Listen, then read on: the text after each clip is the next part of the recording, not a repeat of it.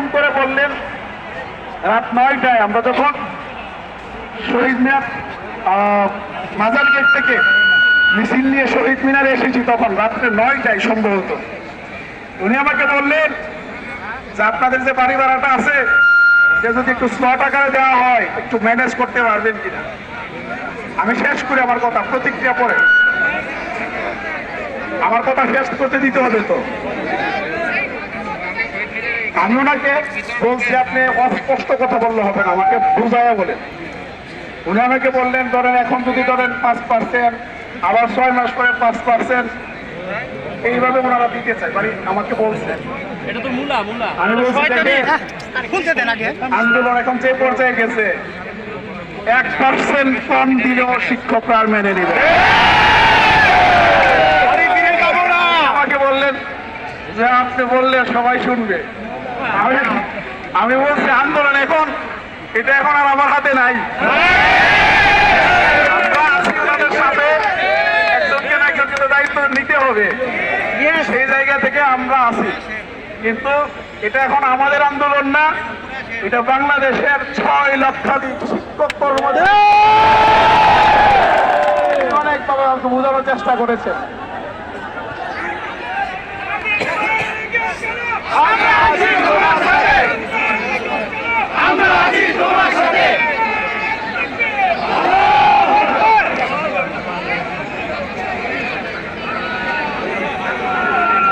আচ্ছা আমি শেষ করি। আচ্ছা সংগ্রামী সহযোদ্ধাবৃন্দ, অনেকক্ষণ উনি আমার সাথে কথা বললেন কিন্তু আউটপুট কিছুই আসতো না। আমি বলছি আমি বললো শিক্ষক এখন যাবে না এখান থেকে, আমি যদি বলি তারপরও যাবে না। আপনারা এই উল্টা পাল্টা চিন্তা ভাবনা করে লাভ নাই, বরং যে 3টা দাবি আছে 3টা দাবি দিয়ে দিতে হবে আপনাদের। এখন সকালে আমাকে ফেস দ্য পিপলের সাইফুর রহমান সাগর ভাই, আমি তখন জামাতের ইসলামী অফিসে ছিলাম, সাইফুর রহমান সাগর ভাই আমাকে ফোন দিলেন, দিয়ে আপনাদের সবাইকে তিনি সালাম জানিয়েছেন। তিনি বলেছেন যে আমি যদি দেশে থাকতাম একেবারে শহীদ মিনারে গিয়ে আপনাদের এই দাবি দেওয়ার সাথে সংহতি প্রকাশ করে আমি বক্তব্য রাখতাম। কিন্তু মাত্র 15 দিন আগে আমি কানাডায় এসেছি, আপনি আপনার পক্ষ থেকে আপনি আমার সালামটি সবাইকে পৌঁছে দিবেন। উনি বললেন যে আমি তো সবসময় কাজ করি আপনাদের বিষয়টা নিয়ে, আমি কাজ করতেছি, মন্ত্রণালয়ে কথা বলেছি, ওখান থেকে আপনার নাম্বারটা নিয়েছি। তো আমি যদি 10-এর ব্যবস্থা করে দেই এটা কি ম্যানেজ করা যাবে কিনা। আমি সাগর ভাইকে বলছি ভাই আমরা আসার আগে, এখানে আসার আগে যদি 10%ও দিত আমরা ম্যানেজ করতে পারতাম শিক্ষকদেরকে। এবং আমরা আজকে আপনাদেরকে বলি কথাটা, যা মুর্শেদ সাহেবকে কাছে বলছি, আমরা আন্দোলনে আসার আগের রাতে অথবা এর আগের রাত সম্ভবত মিটিং এর এটা নিয়ে আলোচনা উঠাইছি যে সরকার যদি 10% দিয়ে দেয় 12 তারিখের আগে আমরা কি করব, আমাদের করণীয় কি হবে। মোটামুটি আমাদের নেতৃবৃন্দ সব বেশিরভাগই না করে না দেয়া যাবে না, কিন্তু যারা একটু বিবেক পান, একটু বুদ্ধি টুদ্ধি রাখে, তারা বললেন স্যার উচ্চ পাতারা দিছে 10 যদি আন্দোলন স্যার দিয়ে দে তাহলে যেভাবে শিক্ষকদেরকে ম্যানেজ করতে হইব। আমিও মনে করে একটা সিদ্ধান্ত ছিল 12 তারিখের আগে যদি দিয়ে দিত আমাদের শিক্ষকদেরকে কষ্ট না দিত। আমি শেষ করি, আমরা মাইনে নিতে এমন সময় দিলে, কিন্তু এখন আমার শিক্ষককে জাতীয় প্রেস ক্লাবে পিটিয়ে রক্তাক্ত করার পর, আমার শিক্ষককে পুলিশ বক্সে ঢুকিয়ে থাপ্পড় মারার পর,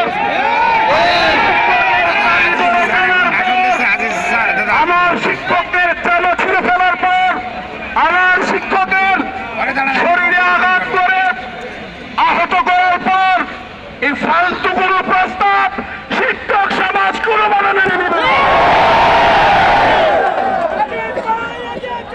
আমরা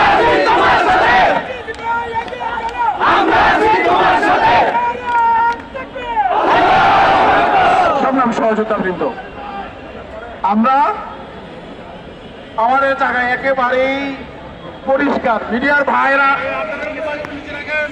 আপনারা অনেক পরিশ্রম করতেছেন, আপনাদের প্রতি আমরা চিরকৃতজ্ঞ থাকবো। আমার অনেক ভাইকে দেখছি, তারা শেষ করতেছি। আমাদের এই মিডিয়ার ভাইয়েরা অনেককে দেখি সকাল 8টায় আসেন, রাত্র 1টা পর্যন্ত থাকেন, আমি দেখছি অনেককে। আমরা আপনাদের প্রতি চিরকৃতজ্ঞ, আপনারা অনেক পরিশ্রম করতেছেন। আমি আপনাদের প্রতি জোটের পক্ষ থেকে কৃতজ্ঞতা প্রকাশ করছি। আমরা আপনাদের মাধ্যমে, গোয়েন্দা সংস্থার মাধ্যমে, পুলিশ সহ অন্যান্য সরকারি বাহিনীর মাধ্যমে আবার দায়িত্বহীন কণ্ঠে স্পষ্ট ঘোষণা দিচ্ছি, 1% কম হবে না। 1500 মানে 1500, 1499 হবে না। 75 মানে 75%, 74 হবে না। কারণ আন্দোলনের যে দাবানো আজকে সারা বাংলাদেশে ছড়িয়ে পড়েছে, এই দাবানল প্রতিদিন আস্তে আস্তে প্রত্যেকটি ঘরে ঘরে ছড়িয়ে পড়বে। সুতরাং যত দ্রুত প্রজ্ঞাপন দিবেন, তত দ্রুত আপনাদের মঙ্গল হবে, আমাদের মঙ্গল হবে। আমরা শ্রেণীকক্ষে ফিরে যেতে চাই। আমরা নিউজে দেখেছি আমাদের মাননীয় প্রধান উপদেষ্টা মহোদয় তিনি দেশে এসেছেন। আমরা আশা করি তিনি যেহেতু দেশে ফিরেছেন, খুব অল্প সময়ের মধ্যে আমাদের বিষয়টি একটি সুরাহা হবে ইনশাআল্লাহ।